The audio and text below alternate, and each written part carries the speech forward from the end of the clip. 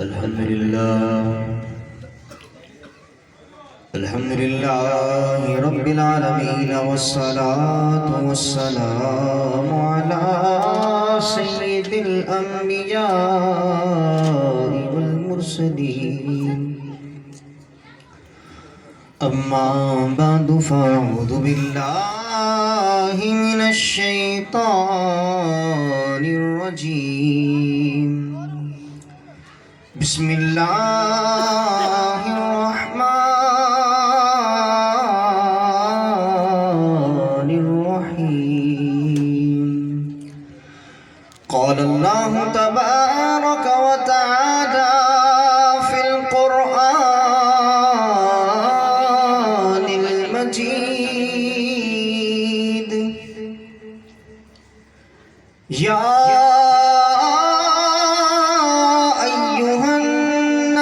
اتقوا ربكم الذي خلقكم من نفس واحدة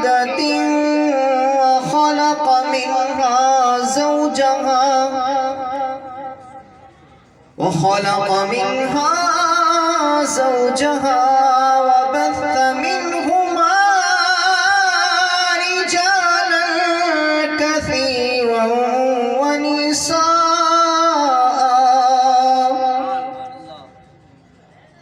واتقوا الله الذي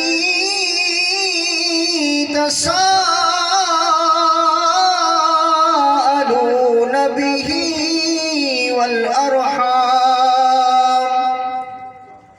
آمنت بالله صدق الله العظيم.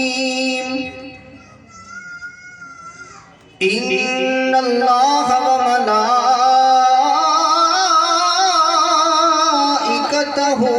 يصلون على النبي.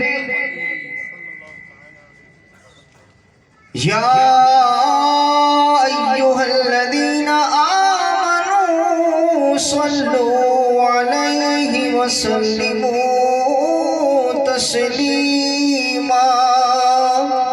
پڑھیے الصلاة والسلام عليك يا رسول الله. الصلاة والسلام عليك يا حبيب الله. الصلاة والسلام عليك يا نبي الله وعلى آلك وصحابك يا نور الله.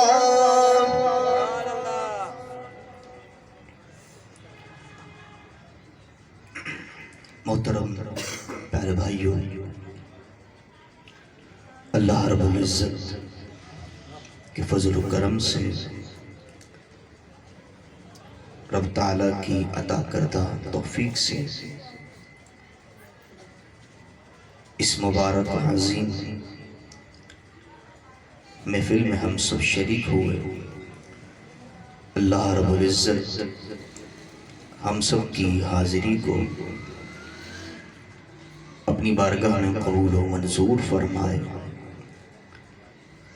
جیسا کہ احباب کے علم میں ہے کہ یہ محفل پاک ہمارے وقار بھائی کی شادی خانہ آبادی کے سلسلے میں منعقد کی گئی ہے. دعا گو ہے کہ اللہ تعالی ان کی شادی کو خانہ آبادی فرمائے. جس طرح اس محفل پاک کو سجایا، اللہ پاک ان کے گھر کو بھی سجائے رکھے. اللہ پاک ان کو خوشیاں نصیب فرمائے. اللہ پاک ان کے شادی کے تمام معاملات کو بخیر و عافیت مکمل فرمائے. اور اللہ پاک ان کے تمام گھر والوں پر اپنی نظر رحمت فرمائے. محترم اور پیارے بھائیوں، یقیناً یہ رب تعالیٰ کا بہت بڑا کرم ہے کہ رب تعالیٰ جب کوئی خوشی عطا فرمائے، جب رب تعالیٰ کوئی نعمت عطا فرمائے، جب رب تعالیٰ کوئی اعزاز عطا فرمائے تو رب کو یاد رکھا جائے. کیونکہ جب مشکل آ جاتی ہے، مصیبت آ جاتی ہے، پریشانی آ جاتی ہے تو رب کی یاد بھی آ جاتی ہے، تو رب کی یاد بھی آ جاتی ہے. لیکن کمال اس بات میں ہے کہ رب نے خوشی عطا فرمائی، رب نے نعمت عطا فرمائی، رب کو بھولا نہیں، رب کو یاد رکھا. اور جب یہ کمال انسان کے اندر پیدا ہو جاتا ہے تو ایسا انسان رب تعالیٰ کی اس نعمت کو حاصل کرنے کے بعد گویا کہ رب تعالیٰ کی بارگاہ میں شکر بجا لا رہا ہے کہ رب تعالیٰ کی جناب سے نعمت ملی، رب تعالیٰ نے خوشی کا موقع عطا فرمایا. رب تعالیٰ کا خوشی کا موقع عطا فرمانا یہ اس انداز سے منا رہا ہے کہ رب تعالیٰ کا شکر ادا کر رہا ہے. تو رب تعالیٰ اپنے شکر ادا کرنے والے کو اعزاز کیا دیتا ہے، انعام کیا دیتا ہے کہ کسی دنیاوی شخص کی بات نہیں ہے، کسی دنیا دار کی بات نہیں ہے. جناب کوئی کہے میرا احسان مند رہنا، میں نے جو احسان کیا میرے احسانوں کو مانتے رہنا، میرا شکریہ ادا کرتے رہنا. لہذا جب شکریہ ادا کرتے رہو گے تو تمہیں پر اور نوازشیں ہوتی رہیں گی، اور عنایتیں ہوتی رہیں گی.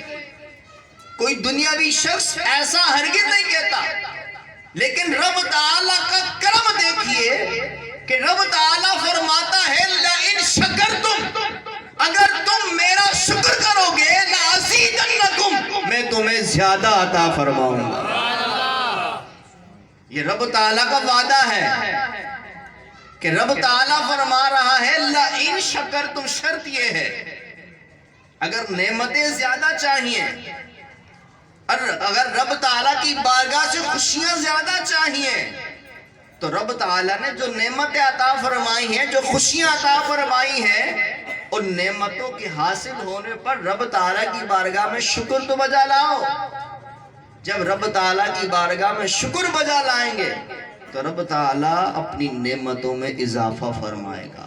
لہٰذا ہمیں ہر موقع پر چاہیے، ایسا نہیں کہ صرف شادی ہی خوشی کا موقع ہوتا ہے، بلکہ منگنی بھی خوشی کا موقع ہوتا ہے، اسی طرح شادی بھی خوشی کا موقع ہوتا ہے، اسی طرح دیگر خوشی کے مواقع ہماری زندگی میں آتے رہتے ہیں.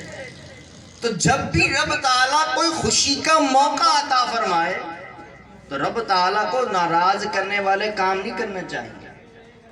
کہ ایک تو رب تعالیٰ نے خوشی کا موقع دیا اور پھر اسی کو ناراض بھی کریں تو اس کا بسا اوقات الٹ بھی ہو جاتا ہے، اس کا نقصان بھی ہمارے سامنے آ جاتا ہے.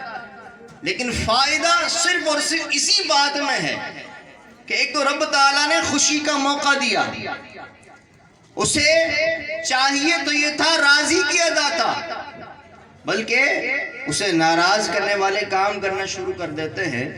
اور شادی کا ایک خاص موقع ایسا ہوتا ہے کہ اس موقع پر تو انسان اپنے لیے گویا کہ سب کچھ جائز سمجھتا ہے.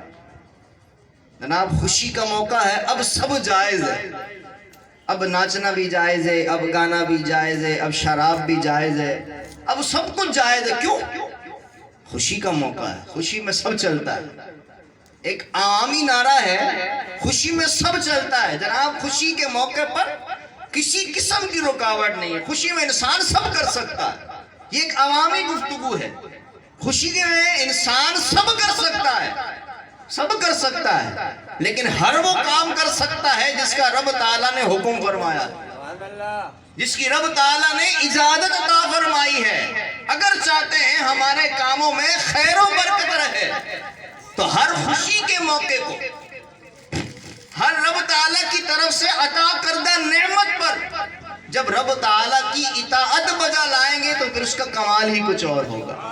اور ہمارے بزرگان دین رحمہ اللہ کی سیرت طیبہ میں یہ بات ملتی ہے. ہم تو سمجھتے ہیں کہ جناب شادی کے بعد ذمہ داری بڑھ جاتی ہے.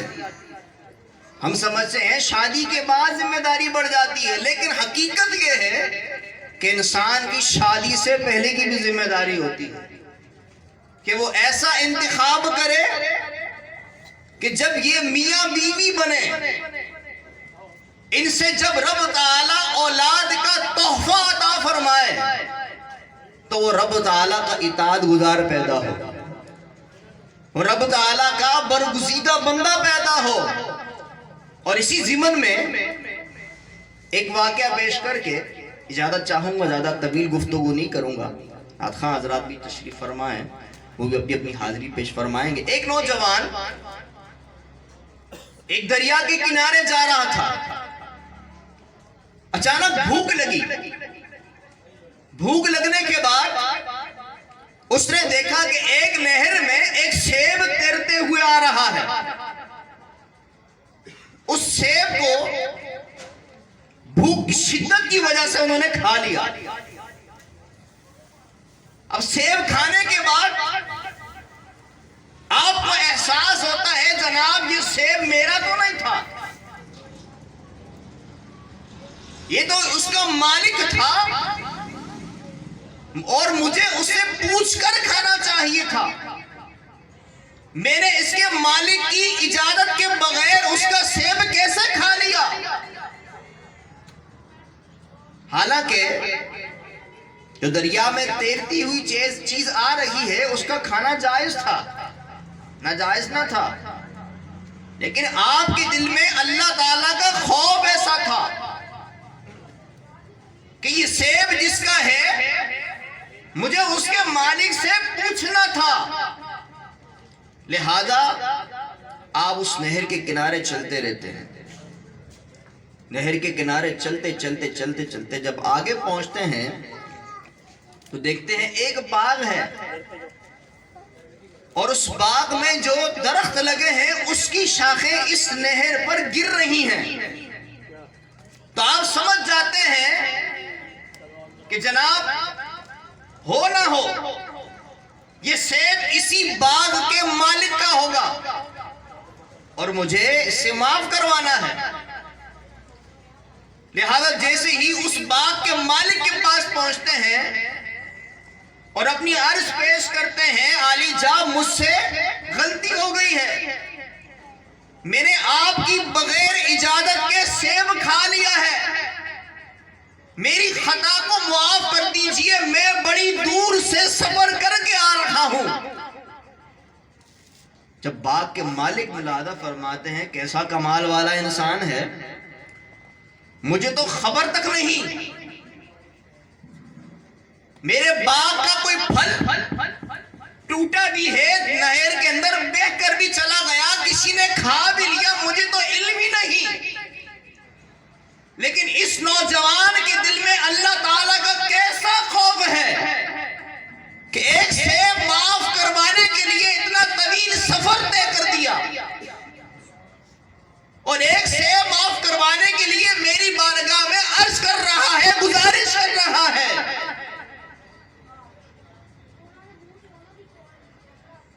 باغ کے مالک کہنے لگے ایسے معاف نہیں کروں گا، اب جس باغ کا سیب کھایا ہے اس باغ کی رکھوالی بھی کرنا پڑے گا. اب باغ کی رکھوالی کے لیے آپ کو رکھ لیا جاتا ہے. وہ نوجوان باغ کی رکھوالی کر رہا ہوتا ہے. باغ کی رکھوالی کرتے کرتے کرتے کرتے طویل عرصہ گزر جاتا ہے اور کم و بیش 12 سال کا عرصہ گزر جاتا ہے باغ کی رکھوالی کرتے کرتے ایک سیب معاف کروانے کے لیے. آج اگر ہمیں کوئی کچھ کہہ دے، ہماری زبان پر یہ ہوتا ہے معافی مانگ لی تو مانگ لی، معاف کرتا ہے کر، نہیں کرتا مرضی تیری، ہماری زبان پر یہی جملہ ہوتا ہے۔ لیکن ان کے دل میں، اس نوجوان کے دل میں اللہ تعالیٰ کا خوف ایسا تھا کہ ایک سیب کو معاف کروانے کے لیے 12 سال تک ان کے باغ کی رکھوالی کرتے رہے۔ ایک روز مہمان آ گئے، ایک روز مہمان آ گئے، باغ کے مالک نے فرمایا جناب جاؤ سیب لے کر آ جاؤ تاکہ مہمانوں کو پیش کیا جائے۔ جب مہمانوں کو سیب پیش کیے گئے تو وہ کچے سیب تھے، پھیکے سیب تھے۔ وہ فرمانے لگے جناب عجیب انسان ہو، سالوں گزر گئے میرے باغ کی رکھوالی کرتے کرتے، ابھی تک تمہیں اس بات کا اندازہ نہیں ہے کہ سیب کون سا میٹھا ہے کون سا پھیکا ہے۔ وہ نوجوان عرض گزار ہوئے مجھ سے قسم لے لیجئے ایک سیب کو معاف کروانے کی سزا اب تک کاٹ رہا ہوں، میں نے آپ کے باغ میں کبھی کسی سیب کی طرف نظر اٹھا کے دیکھا تک نہیں ہے۔ ایک سیب معاف کروانے کے لیے اتنی لمبی سزا کاٹ رہا ہوں، آپ مجھ سے قسم لے لیجئے کہ میں نے آپ کے سیبوں کی طرف نظر اٹھا کے بھی نہیں دیکھا۔ میں دیکھتا تو پتہ چلتا نا جناب کون سا میٹھا ہے کون سا پھیکا ہے۔ جیسے ہی یہ بات سنتے ہیں سینے سے چمٹا لیتے اور فرماتے ہیں کہ اب میں نے تیرے باغ کی رکھوالی کو معاف کر دیا، اب ایک اور شرط ہے، پھر تجھے معاف کر دوں گا، ایک اور شرط ہے اس کے بعد معاف کر دوں گا۔ جناب 12 سال کا عرصہ تو گزر گیا، اب اور کون سی شرط ہے؟ اور شرط بتاتے ہوئے فرماتے ہیں جناب بات یہ ہے کہ میری ایک بیٹی ہے، تمہیں اس سے نکاح کرنا پڑے گا، لیکن یاد رکھو جو میری بیٹی ہے وہ آنکھوں سے اندھی ہے، کانوں سے بہری ہے، منہ سے گونگی ہے، ہاتھوں سے لولی ہے، ٹانگوں سے لنگڑی ہے۔ میری ایسی بیٹی سے تمہیں شادی کرنی ہوگی۔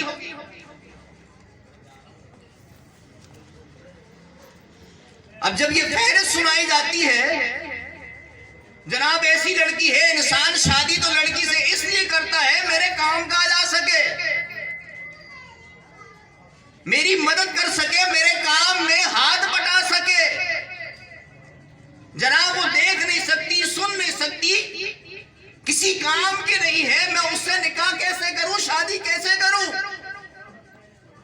مجھے تو شادی کر کے اس سے شادی کا مقصد ہی حاصل نہیں ہو سکتا۔ لیکن قیامت کا خوف پیش نظر تھا، اتنی لمبی برائیوں کی فہرست سنانے کے بعد بھی وہ نوجوان صرف ایک سیب کو معاف کروانے کے لیے راضی ہو جاتے ہیں۔ جناب میں آپ کی ایسی بیٹی سے بھی شادی کرنے کے لیے تیار ہوں، لیکن آپ صرف میرے سیب کی خطا کو معاف فرما دیں، میرے سیب کی خطا کو معاف کر دیں۔ چنانچہ شادی ہو جاتی ہے۔ شادی ہو جانے کے بعد یہ نوجوان جب اپنے کمرے میں پہنچتا ہے، کمرے میں پہنچنے کے بعد جب دیکھتا ہے کہ اس کمرے کے اندر حسین و جمیل خاتون موجود ہے، حسین و جمیل عورت موجود ہے، دوبارہ واپسی آ جاتے ہیں باہر۔ علی جا ایک سیب معاف کروانا تھا، اتنی لمبی سزا کاٹی ہے، ایسی عورت سے شادی کروا دی کہ جو کسی کام کی نہیں ہے، اب دوبارہ حسین و جمیل عورت کی کون ہے کمرے کے اندر؟ دوبارہ کسی آفت میں نہ پڑ جاؤں، کسی مصیبت میں نہ پڑ جاؤں، کسی پریشانی میں نہ پڑ جاؤں۔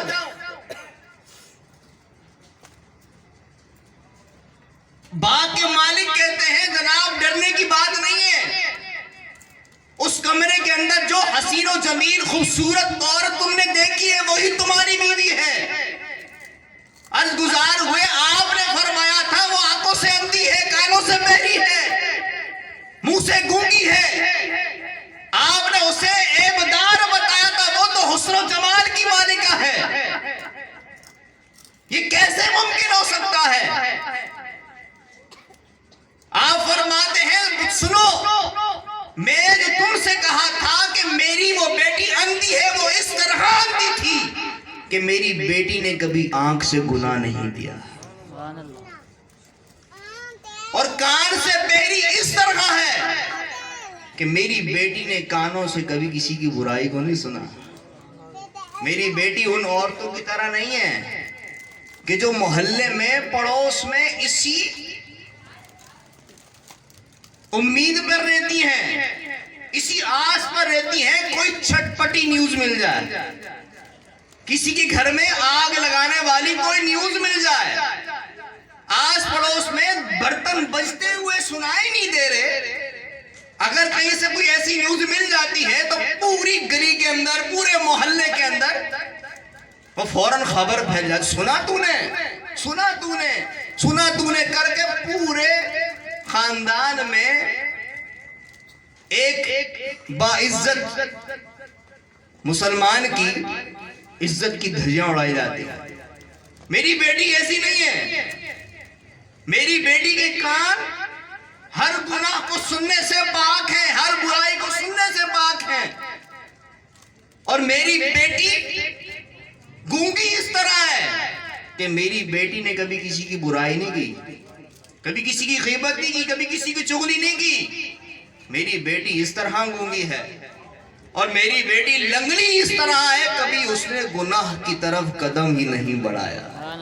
اب دیکھیے ماں کیسی ہے، بالکل پاکیزہ، پاک صاف، کہ جس کے نامہ اعمال میں گناہ ہی نہیں، اور باپ ایسا حلال کا کمانے والا، ایسا حلال کا احساس کرنے والا کہ صرف خوف تھا کہ یہ سیب میرے لیے حلال نہیں ہے، میرے لیے جائز نہیں ہے، اسے معاف کروانے کے لیے اتنے جتن اٹھائے۔ جب ایسے ماں باپ ملتے ہیں تو اللہ تبارک و تعالی انعام بھی ایسا عطا فرماتا ہے۔ اور انعام کیسا ملتا ہے؟ جب یہ ماں باپ ملتے ہیں، ایسے بزرگ ملتے ہیں، ان بزرگوں کے ساتھ جب تعلق قائم ہوتا ہے، اللہ تبارک و تعالی جب اولاد کو تحفہ عطا فرماتا ہے تو پیران پیر حضور سیدی غوث اعظم دستگیر کی صورت میں عطا فرماتا ہے۔ غوث پاک رضی اللہ تعالی عنہ کے چرچے تو ہم نے بڑے سنے تھے، لیکن غوث پاک رضی اللہ تعالی عنہ کے پیچھے ان کے ماں باپ کا کارنامہ تھا۔ غوث پاک رضی اللہ تعالی عنہ کی پشت پر ان کے ماں باپ کا اعزاز تھا کہ ان کی ماں بھی بالکل پاکیزہ، پاک و صاف، رب تعالیٰ کا خوف رکھنے والی، والد بھی خوف خدا رکھنے والے۔ جب ایسے ماں باپ ملتے ہیں تو اللہ تبارک و تعالیٰ انعام بھی ایسا عطا فرماتا ہے۔ لیکن ہم شادی کے بعد اپنی اولاد کی تربیت کس طرح کرتے ہیں؟ ہر جمعے کو کرتے ہیں، ہر جمعے کو اپنے بچوں کی تربیت کرتے ہیں، جناب چلو بیٹا نہ آؤ، جمعے کی نماز پڑھنے جانا ہے۔ یہ ہمارے بچوں کی تربیت ہوتی ہے۔ پھر بچہ بھی اپنی روٹین کے مطابق جب بڑا ہوتا ہے، صرف جمعے کے دن نماز کی اہمیت اس کے سامنے ہوتی ہے، غسل کر کے نہا دھو کے جمعہ المبارک کی نماز کی ادائیگی کے لیے جاتے ہیں، سال میں 2 مرتبہ عید کی نماز کی ادائیگی کے لیے جاتے ہیں۔ یہ ہمارے بچوں کی پرورش ہوتی ہے۔ پھر ہماری زبانوں پر شکوہ یہ ہوتا ہے، بچے ہماری نہیں مانتے، بچے ہماری نہیں سنتے۔ جب رب کی نہیں سنیں گے بچے آپ کی نہیں سنیں گے، جیسی کرنی ویسی بننی۔ اگر یہ چاہتے ہیں کہ بچے ہماری سنیں، بچے ہماری سنیں، بچے ہماری مانیں، تو ہمیں رب کی ماننی پڑے گی۔ ہم کسی کی مانتے نہیں ہیں اور چاہتے ہیں ہماری مانی جائے، ایسا نہیں ہو سکتا۔ ماں جو ہوتی ہے وہ زمین کی مانند ہوتی ہے، باپ جو ہوتا ہے وہ بیج کی مانند ہوتا ہے۔ سمجھنے کی بات ہے، زمین جب اچھی ہوتی ہے نا تو فصل اچھی ہوتی ہے، اور زمین اچھی فائدہ اس وقت دیتی ہے کہ جب بیج بھی اچھا ڈالا جائے، اور پھر اس کے بعد زمین میں بیج بونے کے بعد پھر آبیاری کی بات آتی ہے، پھر آب پاشی کی بات آتی ہے، اسے پانی دیا جاتا ہے۔ جب زمین کی فصل بھی اچھی ہو جائے، بیج بھی اچھا ڈالا جائے، اور پھر اس کی آب پاشی اس طرح کی جائے کہ درود پاک کا پانی دیا جائے، درود پاک کا پانی دیا جائے، درود پاک پڑھ پڑھ کے پانی دیا جائے، نمازوں کا پانی دیا جائے، پیارے محبوب علیہ السلام کے میلاد منانے کا پانی دیا جائے، صحابہ کرام رضی اللہ تعالی عنہ کی محبت کا پانی دیا جائے، اور یہ کرام کی محبت کا پانی دیا جائے، تو پھر وہ اولاد آنکھ کا ٹھنڈک بن جاتی ہے، پھر اولاد آنکھ کی ٹھنڈک بن جاتی ہے۔ لہذا ہمیں چاہیے کہ شادی کرنے کے بعد شادی کی اس ذمہ داری کو بھی سمجھیں۔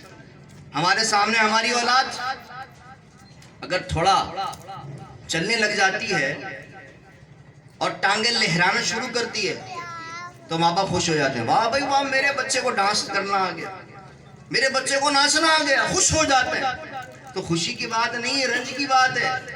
یہ ابھی ناچ کے آپ کو بتا رہا ہے کہ اگر اسی طرح ناچ تھا وہ چھوڑ دیا نا، بڑا ہو کر ایسے ہی نچاؤں گا۔ اگر ابھی ناچ تھا وہ چھوڑ دیا نا، بڑا ہو کر ایسے ہی نچاؤں گا۔ اگر چاہتے ہو کہ بڑا ہو کر نہ نچاؤں، میرے ابھی ناچنے پر کنٹرول کر لو۔ اگر میرے ناچنے پر ابھی کنٹرول کر لیا تو انشاءاللہ مرنے کے بعد بھی تمہارے لیے دعا کروں گا۔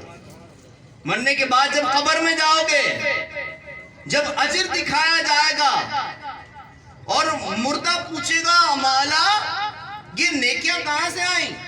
میں نے تو یہ نیکیاں نہیں کی، پہاڑ کی مثل نیکیاں دکھائی جائیں گی۔ حدیث پاک میں فرمایا جائے گا یہ تیرے نیک بیٹے کا سرمایہ ہے، یہ تیرے نیک بیٹے کی دعاؤں کا بدلہ ہے جو تجھے اس صورت میں دکھایا جا رہا ہے۔ تو اللہ تعالیٰ ہم سب کو اپنی زندگی کو اپنی اطاعت میں گزارنے کی توفیق عطا فرمائے، اللہ تبارک و تعالیٰ کی ناراضی والے کاموں سے بچنے کی توفیق عطا فرمائے۔ اللہ تعالیٰ ہمارے وقار بھائی کی شادی خانہ آبادی فرمائے، جتنی بھی گفتگو ہوئی اللہ پاک اپنی بارگاہ میں قبول و منظور فرمائے۔